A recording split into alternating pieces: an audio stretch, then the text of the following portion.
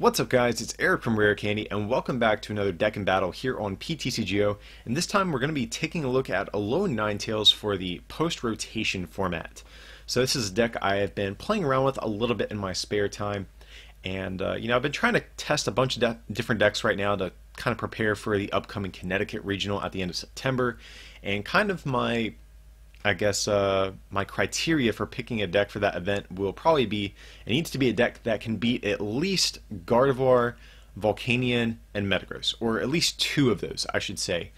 And Ninetales actually so far has been able to beat all three in my testing, so this is a deck I've had my eye on, and I figured I'd share it with you guys here on the channel. So let's take a look at it and see how this deck looks for post-rotation. So this is a Ninetales deck, so that means we are playing Alolan Vulpix as well. We are choosing to play the Guardians Rising one instead of the Burning Shadows one, and that's for this beacon attack. So search your deck for up to 2 Pokemon, reveal them, and put them into your hand. So we've seen this card even pop up in other decks that don't run Ninetales, so that just speaks to how good this attack actually is. But of course, the star of the show is Alolan Ninetales GX.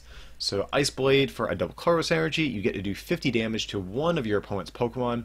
Just a nice form of sniping. If we ever don't knock our opponent out in one hit and they try to retreat, we can always just Ice Blade to pick them off at some point.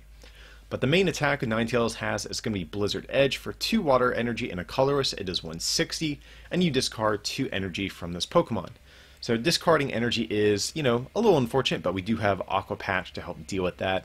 Also, if you put a Choice Band on Ninetales, you're hitting for 190, which is going to knock out most of the basic GXs in the game. But then we have some other ways to increase our damage output and ensure that we take one-hit knockouts with this as well, but we'll get to those in just a second.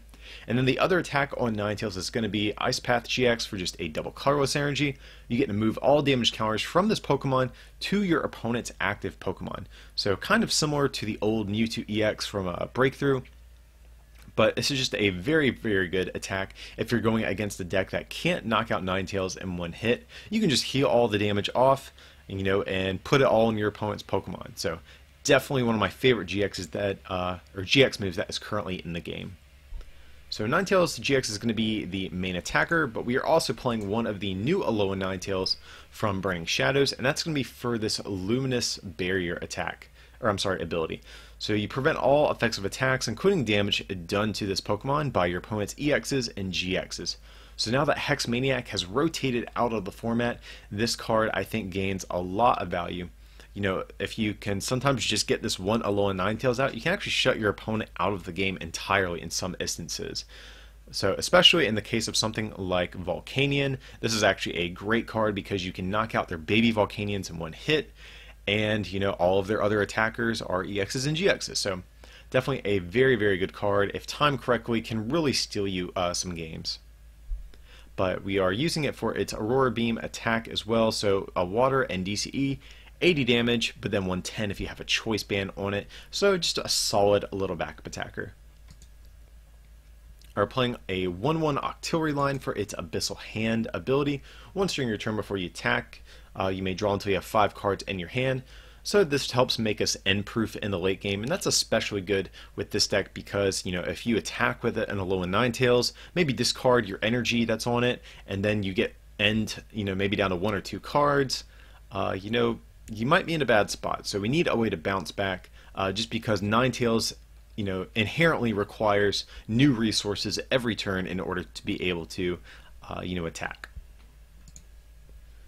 So we're also playing 2 Tapu Koko. This is a card, admittedly, when it was first revealed, I was not too excited about, but, over the past couple months, it has really grown on me. For this Flying Flip attack, just for a DCE, does 20 damage to each of your opponent's Pokemon. That might seem kind of insignificant. It's only 20 damage, you might say. But that's actually very good for the math to take knockouts with Alolan Ninetales. So if you get off maybe just, let's just say 2 Flying Flips, if you have a Choice Banded Alolan Ninetales, you can actually knock out things like a Gardevoir GX in one hit afterwards.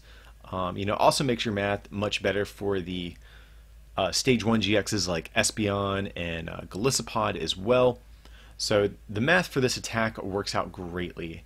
And I mentioned earlier how This deck can actually beat Metagross, which might seem weird because Alolan Ninetales is weak to Metal.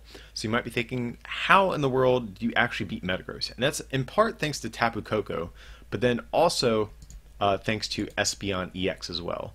So Espeon EX, we're playing this for its Miraculous Shine attack. De-evolve each of your opponent's evolved Pokemon and put the highest stage evolution back into their hand. So if you can basically just kind of forego your normal Ninetales strategy and just try to spread damage with Tapu Koko in the early portions of the game, if you get off 3 flying flips, you can actually de-evolve a rare candied Metagross and then, take a knockout that way.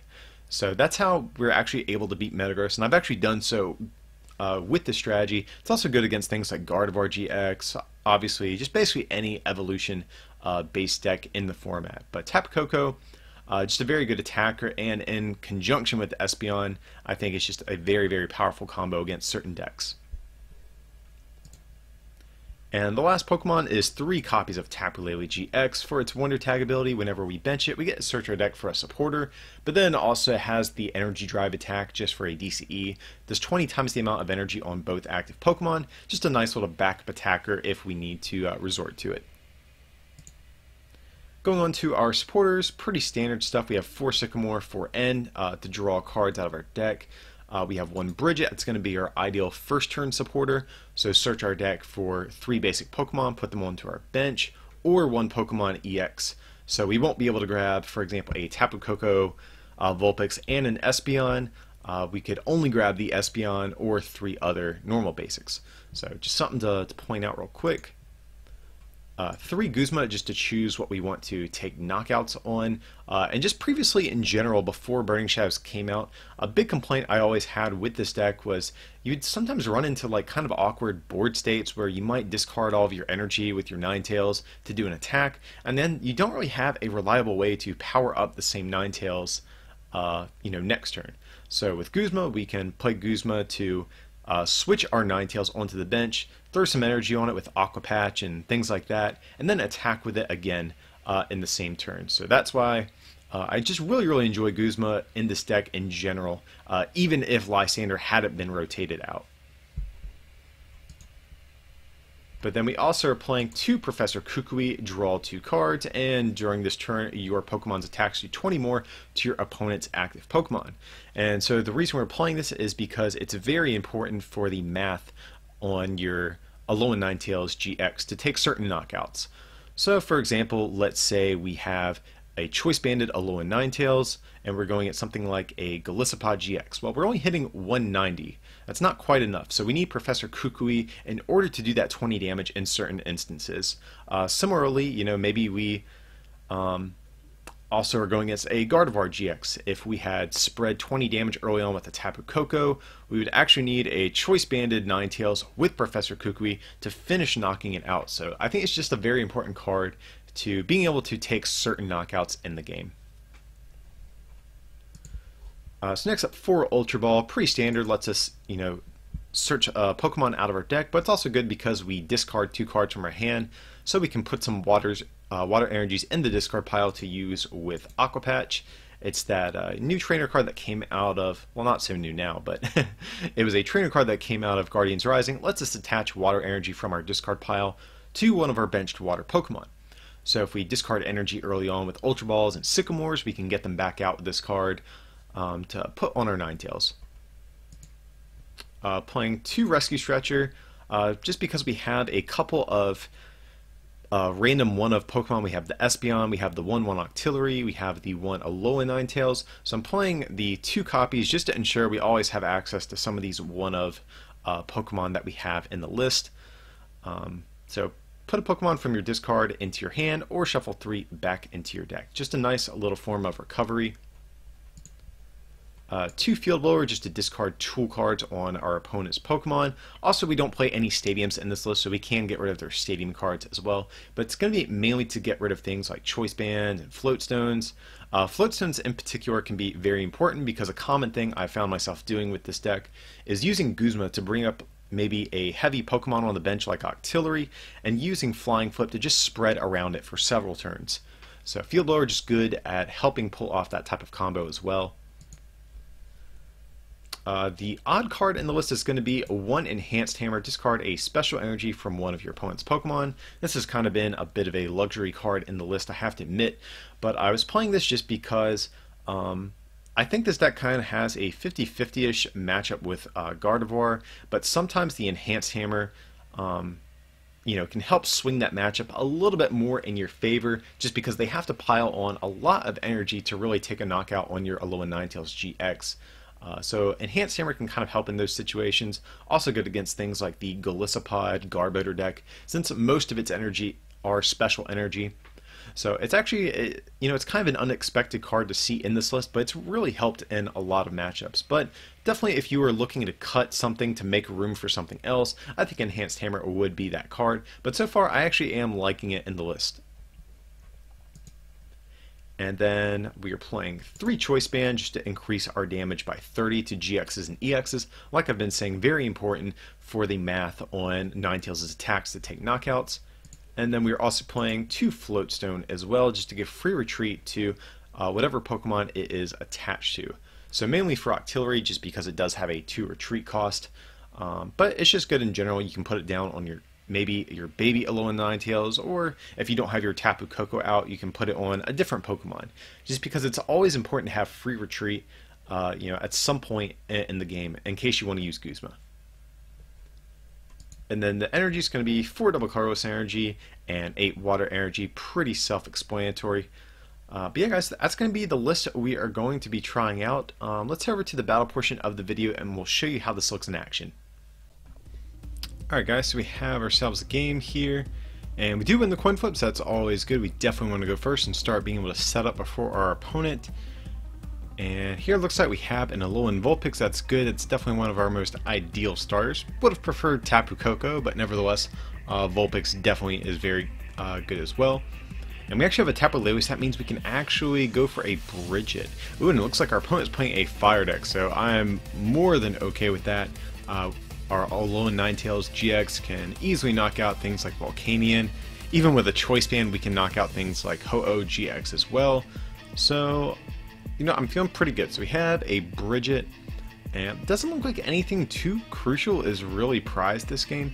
So it's definitely play this Bridget, that way we can get 3 basics out of our deck. So I'm thinking Tapu Koko, Vulpix, and probably Octillery, or I'm sorry, a Remoraid. That seems good.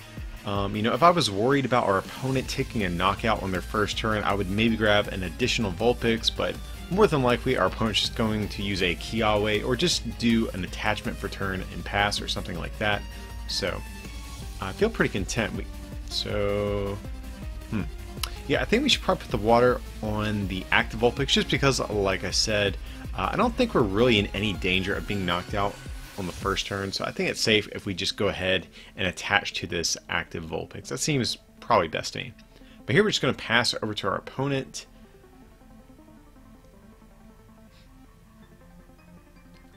And let's see what they're going to opt to go for. If they have a Tapu Lele, I would imagine we'll see a Kiawe. That seems like a pretty popular first turn move. Oh, and here our opponent just concedes. Okay, so we definitely want to get a better game in than that at the least. So let's try this one more time. And yet again, we win the coin flip, so that is definitely okay with me. We're 2 for 2 so far. And ooh, this hand is not very good, I will not lie to you. Hopefully we can get something good in top deck out of this. And we're seeing another Vulpix, so this could be a number of things. Could even be another Vulpix deck, but a lot of decks play Alolan Vulpix, so we'll have to see. Could even be something like a Gardevoir or something like that instead.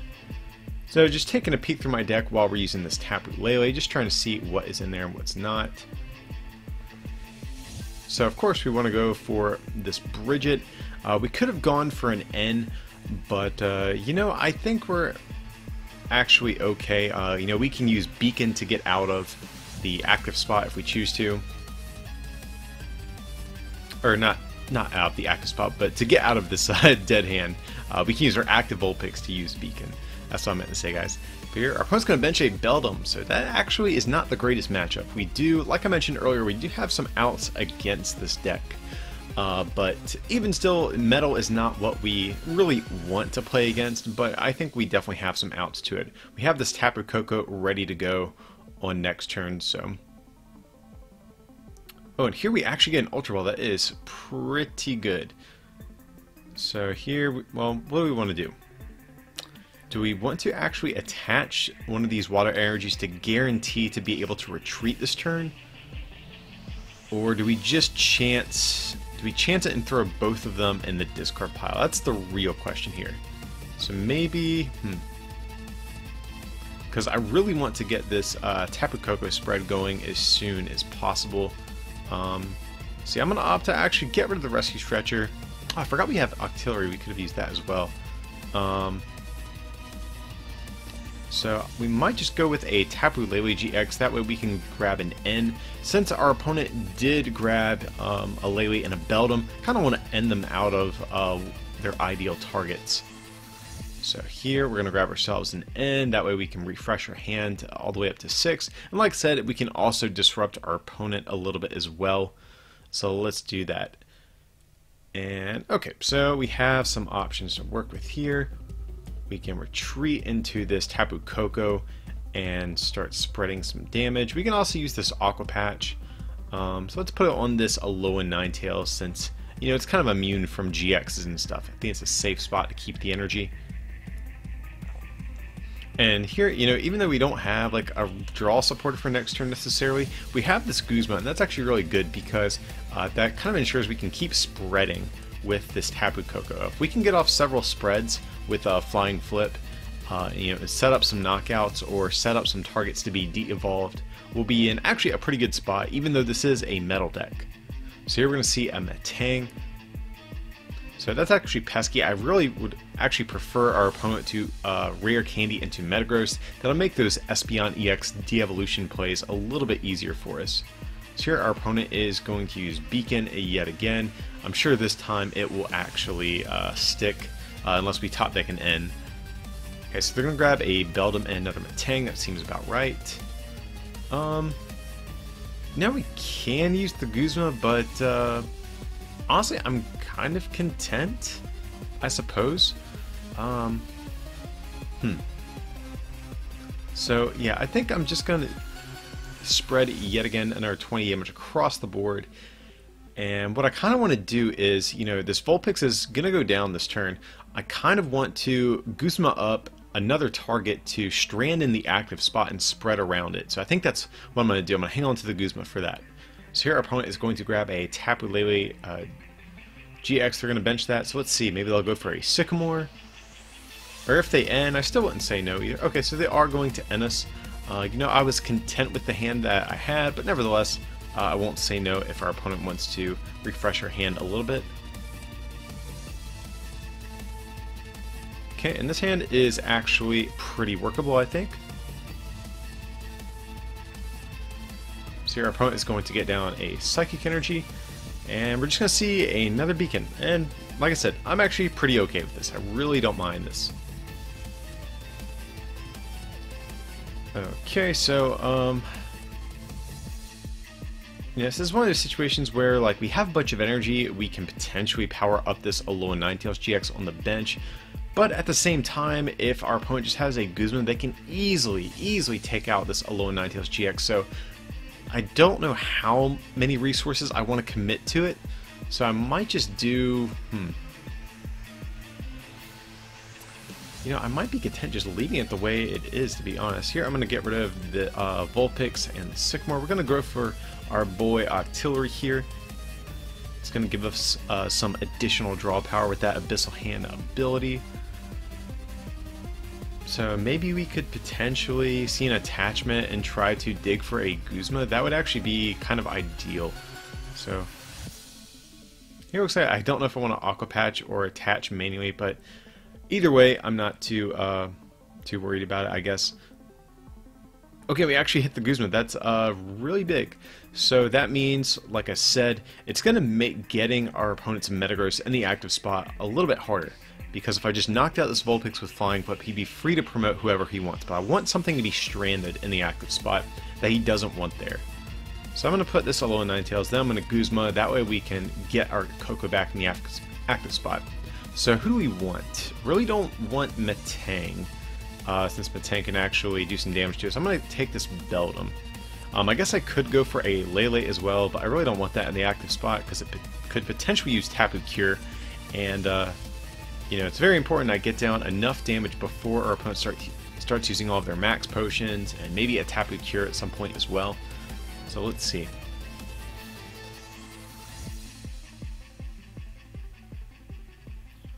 Okay, we're going to see another Metagross hit the board. I'm okay with that. If our opponent can actually get 3 Metagross online, I'm actually kind of content just using Alolan Ninetales to try to just clean up the rest of the game. But here we do see a Metang come into play. But, I mean, okay, so we are going to see a Guzma bring up Octillery. Alrighty, so that's slightly annoying, but I do have this double colorless energy in hand to be able to manually retreat, and I am okay with doing that. So here, my opponent, he's just trying to power up this Mimikyu to use its Copycat ability. So that's going to let him copy that Flying Flip. He's actually going to try to do the same thing to me, use my own attack against me. But here I do have the double colorless energy, so we can just retreat and put up our Tapu Koko to keep spreading onto our opponent as well. So yeah, it seems good. Nothing really else in our hand want to play this turn. And now I think we're really in a good spot. You know, if we can get out this, if we can power up an Alolan Ninetales GX in one turn, we can actually knock out, I believe, these Metagross. Oh no, we would be 10 short, I believe. We would actually need a Choice Band. So, or a Professor Kukui as well. But, you know, I'm content actually just to keep spreading damage, to be honest. If I get off one more Flying Flip and we have Espeon EX, we can actually do some de-evolving shenanigans as well. Well, actually, only on the one Metagross, because this one only has 60 damage. But here we're going to see a Giga Hammer come down. And let's see. Have some options. Who do I promote? Do I want to play Guzma this turn? That's the big thing. Okay, here we have an Enhanced Hammer. That's kind of a useless card. Definitely want to Ultra Ball that thing away. And we'll get rid of the N as well. We could grab the Espeon EX. Could grab Tapu Lele as well. Tapu Lele would allow us to get a Guzma. So one thing we could actually do is go for... We could actually Guzma up the Metang on the bench and take a knockout on that. Because Metang can actually knock us out. It's a little risky because if he gets another Metang onto his bench Beldum, that could also be problematic for us. But you never know, that might work out for us. It's a little bit risky, but here I think that's what we're going to try to do here. So let's go for the Tapu Lele. Yeah, we'll bench it. And yeah, let's go for the Guzma and see if we can try to take out all of our opponents, you know, non-GXs. So, slight misplay. I probably should have promoted something else, but I forgot that I have the Guzma option left to do this. So, we're going to do this, just power up this Ninetales, take a knockout on this Metang. It is a little risky because we did have to discard our only energy that was in play other than what was on this Ninetales. But here our opponent promotes a Metagross, so that tells me maybe... you know, maybe they're going for like an algorithm this turn, but here we're going to see an N from our opponent. And we still have some Aqua Patches left, so even if we do have to power up a new attacker in one turn, you know, I think we are going to be okay. But here our opponent just concedes. You know, we're a deck, we're weak to metal, our opponent should beat us. You know, they should have no problem taking us out in theory, but here it looks like Alolan Ninetales and Tapu Koko just annoyed our opponent to death. The GX one didn't get a chance to come out that game, but I think we were in a decent spot to be able to sweep with the GX with the amount of damage that we had on the field at that time. But yeah, guys, I hope you enjoyed this look at post-rotation Alolan Ninetales GX. Definitely has been a deck that I've enjoyed more than I anticipated I would. So it might be one you should you know, keep an eye out at upcoming tournaments. But as usual, guys, feel free to like and subscribe, and just a shout out to all of our supporters on Patreon. If you want to join the Candy Crew on Patreon and help support our channel, there will be a link in the description for that. or if you want to support us by picking up something from our online store at rarecandytcg.com, that would also mean a lot to us. But with that, I appreciate you watching, and we'll see you for the next one.